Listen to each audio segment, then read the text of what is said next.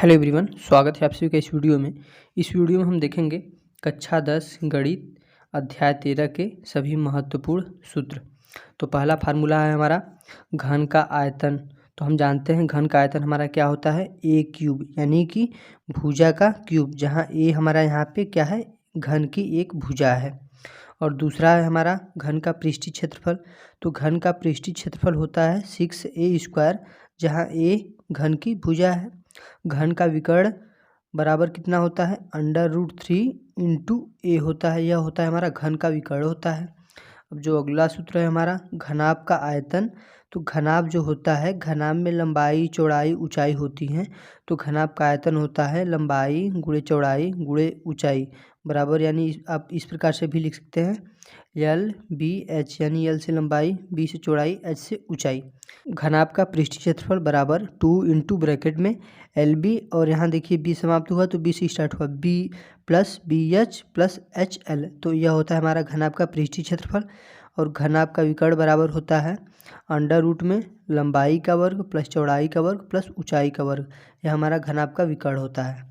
और अगला है हमारा बेलन का आयतन। तो बेलन का आयतन होता है πr² होता है। यह हमारा बेलन का आयतन होता है, जहाँ पे r हमारी बेलन की त्रिज्या और h बेलन की ऊंचाई होती है। और जो अगला है बेलन का वक्र पृष्ठ का क्षेत्रफल। तो बेलन के वक्र पृष्ठ का क्षेत्रफल होता है 2πrh, r जहाँ बेलन की त्रिज्या है, h बेलन की ऊंचाई है। और अगला है हमारा शंकु का आयतन। तो शंकु का आयतन होता है 1/3 πr²h। यह होता है हमारा शंकु का आयतन।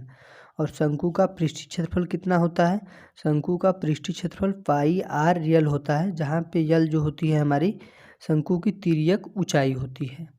और शंकु की तिर्यक ऊंचाई कितनी होती है, शंकु की तिर्यक ऊंचाई यल बराबर होती है √ में r² प्लस h², यानी शंकु की जो त्रिज्या है उसका स्क्वायर प्लस शंकु की ऊंचाई का स्क्वायर, वही होती है यल हमारी, यानी कि तिर्यक ऊंचाई होती है। गोले का आयतन कितना होता है, गोले का आयतन होता है 4/3 πr³, r जहाँ पे हमारी गोले की त्रिज्या होती है, यह हमारा गोले का आयतन होता है। और गोले का पृष्ठीय क्षेत्रफल कितना होता है 4πr²। आपको याद रखना है कि गोले के आयतन में r³ होता है और गोले के पृष्ठीय क्षेत्रफल में r² होता है। अब जो अगला होता है हमारा अर्धगोले का आयतन। तो अर्धगोले का आयतन कितना हो जाएगा 2/3 πr³। यहाँ पे गोले का आयतन कितना है 4/3। जब अर्धगोले का निकालेंगे तो इसी में हम 2 से भाग दे देंगे, तो 4 हमारा कट जाएगा 2 बार में, तो वही हो गया है 2/3 πr³। अर्धगोले का पृष्ठीय क्षेत्रफल, यहाँ पे गोले का पृष्ठीय क्षेत्रफल 4πr² है, तो अर्धगोले का पृष्ठीय क्षेत्रफल कितना हो जाएगा, यदि हम 2 से भाग दे देंगे तो हमें प्राप्त हो जाएगा अर्धगोले का पृष्ठीय क्षेत्रफल। तो यहाँ से हमें मिला 2πr² मिल गया। अगला है हमारा शंकु के छिन्नक का आयतन। तो शंकु के छिन्नक का आयतन कितना होता है 1/3 πh ब्रैकेट में r1 का स्क्वायर प्लस r2 का स्क्वायर प्लस r1 × r2। यह हमारा शंकु के छिन्नक का आयतन होता है, जहाँ पर r1 हमारी शंकु के छिन्नक की बड़ी त्रिज्या है और r2 शंकु के छिन्नक की छोटी वाली त्रिज्या है। और यहाँ पे शंकु के छिन्नक का वक्र पृष्ठ का क्षेत्रफल कितना होता है। तो शंकु के छिन्नक का वक्र पृष्ठ का क्षेत्रफल होता है π × r1 + r2 × l होता है। यह होता है हमारा शंकु के छिन्नक का वक्र पृष्ठ का क्षेत्रफल, जहाँ पे l हमारी क्या होती है, तिर्यक ऊंचाई होती है। शंकु के छिन्नक का तिर्यक ऊंचाई होती है, तो यल बराबर हमारा क्या हो जाता है h² प्लस ब्रैकेट में r1 - r2 का होल स्क्वायर। यह होता है हमारा √ में हो जाता है पूरा। जो अगला है हमारा, अगला है शंकु के छिन्नक का संपूर्ण पृष्ठीय क्षेत्रफल।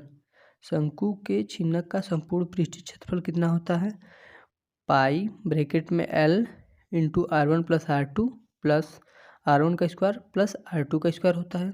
या तो इसको आप इस प्रकार से लिख सकते हैं πl ब्रैकेट में r1 + r2 प्लस π r1 का स्क्वायर प्लस r2 का स्क्वायर। तो आप इसको इस प्रकार से चाहे तो लिख सकते हैं।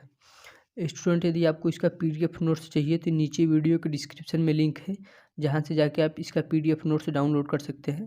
वीडियो अच्छा लगा हो तो वीडियो को लाइक करें, चैनल पर नए हैं तो प्लीज़ चैनल को सब्सक्राइब करें, ताकि मेरे आने वाले सभी वीडियो का नोटिफिकेशन आप तक पहुंचते रहे।